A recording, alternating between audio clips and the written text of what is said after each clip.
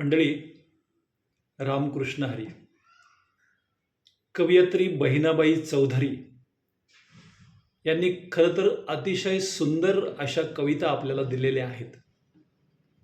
त्यांचीच एक कविता जी अत्यंत लोकप्रिय आहे, कशाले काय म्हणू नये, ही कविता आज आपल्यासाठी मी सादर करतो.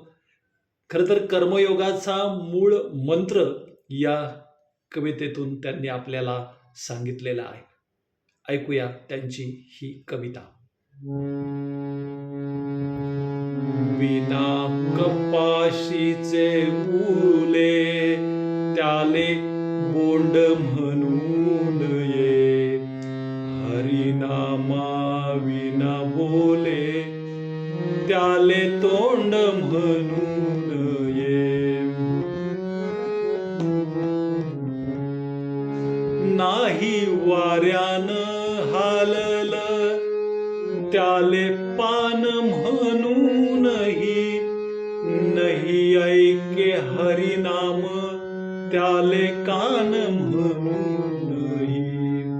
पाटा येहेरी वाचून त्याले मया म्हणूनही, नाही देवाचं दर्शन त्याले डोया म्हणून नये.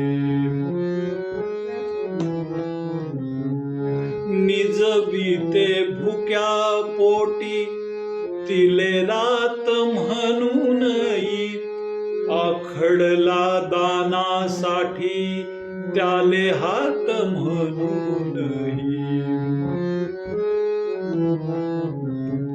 ज्याच्यामध्ये नाही पाणी त्याले हाय म्हणूनही, दावा ऐकून आडला त्याले पाय म्हणूनही.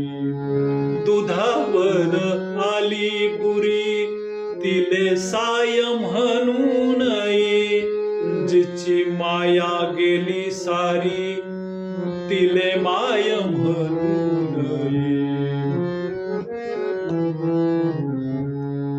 इमानाले इसरला त्याले नेक म्हणूनही, जन्मदात्याले भोवला त्याले लेक म्हणूनही.